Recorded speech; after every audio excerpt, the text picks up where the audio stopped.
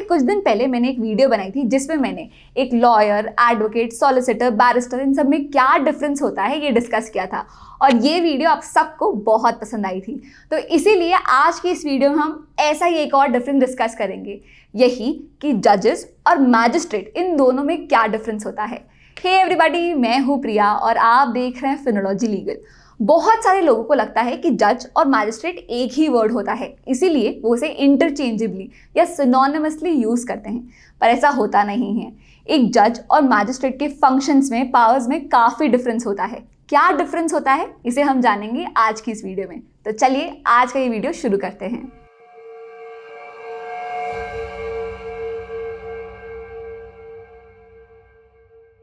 जजेस and magistrate को समझने के लिए हमें सबसे पहले इंडियन कोर्ट्स के हायरार्की को समझना चाहिए। इसमें सबसे पहले आता है सुप्रीम कोर्ट। अब सुप्रीम कोर्ट हमारे देश में सिर्फ एक है, तो क्या देश के सारे केसेस को सुप्रीम कोर्ट में फाइल किया जा सकता है? नहीं, क्योंकि इससे केसेस की पेंडेंसी बढ़ेगी, इसलिए कोर्ट्स का डिवीजन जरूरी है।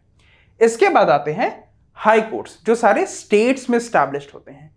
पर क्या किसी एक स्टेट के सारे केसेस को भी हाई कोर्ट में फाइल किया जा सकता है? नहीं। इसके बाद का डिवीजन होता है डिस्ट्रिक्ट एंड सेशंस कोर्ट का, जो किसी स्टेट के डिस्ट्रिक्ट्स में स्टैब्लिश्ड होते हैं। अब सुप्रीम कोर्ट और हाई कोर्ट को हमारे देश में हायर जुडिशरी कहा जाता है और यहां के प्रिसाइडिंग ऑफिसर्स को जजेस या मैजिस्ट्रेट नहीं, जस्टिस कहा जाता है। लेकिन डिस्ट्रिक्ट एंड सेशंस कोर्ट को हमारे देश में लोअर जुडिशरी कहा जाता है और यहां के प्रिसाइडिंग ऑफिसर्स को जज या मैजिस्ट्रेट कहा जाता है। अब समझते हैं एक डिस्ट्रिक्ट और सेशन कोर्ट के कौन से दो इंपॉर्टेंट डिवीजन होते हैं। पहला होता है सिविल कोर्ट्स और दूसरा होता है क्रिमिनल कोर्ट्स। सिविल कोर्ट्स वो होते हैं जो किसी सिविल मैटर को एडजुडिकेट करते हैं, जैसे कि प्रॉपर्टी से रिलेटेड या किसी कॉन्ट्रैक्ट से रिलेटेड। क्रिमिनल कोर्ट्स किसी क्रिमिनल ऑफेंस को एडजुडिकेट करते हैं, जैसे कि मर्डर से रिलेटेड, रेप से रिलेटेड एटसेट्रा। अब यहां पे इस जज और मैजिस्ट्रेट के अंतर को बेहतर समझने के लिए हम एक एग्जांपल लेते हैं। मान लेते हैं कि हमारे अक्षय कुमार, जो कि जॉली LLB हैं, वो अब वकालत से थोड़ा ऊब चुके हैं। अब वो बनना चाहते हैं एक जुडिशियल ऑफिसर। तो वो सबसे पहले क्या करते हैं कि अपने स्टेट के जुडिशियल सर्विसेज का एग्जाम क्लियर करते हैं और बन जाते हैं एंट्री लेवल जुडिशियल ऑफिसर। अब यहां पे मिस्टर जॉली के सिविल और क्रिमिनल एडजुडिकेशन के थ्रू हम इन दोनों के बीच में डिफरेंसेस समझते हैं। सबसे पहले हम सिविल कोर्ट्स के डिवीजन के हायरार्की को समझते हैं।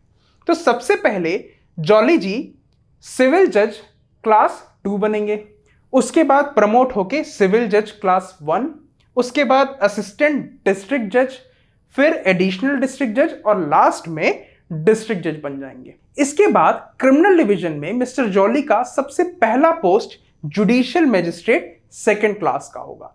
उसके बाद वो प्रमोट होके जुडिशियल मैजिस्ट्रेट फर्स्ट क्लास होंगे, फिर चीफ जुडिशियल मैजिस्ट्रेट, उसके बाद असिस्टेंट सेशन जज, फिर एडिशनल सेशन जज और लास्ट में हो जाएंगे सेशन जज। अब यहां पे हमें यह समझना जरूरी है कि किसी एक सिविल केस के एडजुडिकेशन और क्रिमिनल केस के एडजुडिकेशन के लिए दो अलग अलग जजेस नहीं होते हैं। एक ही प्रिसाइडिंग ऑफिसर दोनों केसेस को डील करता है, लेकिन केसेस के अकॉर्डिंग उनका डेजिग्नेशन चेंज होता है। फॉर एग्जाम्पल, अगर मिस्टर जॉली किसी सिविल केस को एडजुडिकेट कर रहे होते तो वो कहलाते सिविल जज क्लास 2, और अगर वो उसी कोर्ट में किसी क्रिमिनल केस को एडजुडिकेट कर रहे होते तो वो कहलाते जुडिशियल मैजिस्ट्रेट सेकंड क्लास।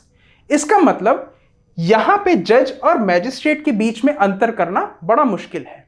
लेकिन अगर आप एक डिस्ट्रिक्ट जज को और जुडिशियल मैजिस्ट्रेट सेकंड क्लास को कंपेयर करें तो हां, जजेस की पावर मैजिस्ट्रेट से ज्यादा है।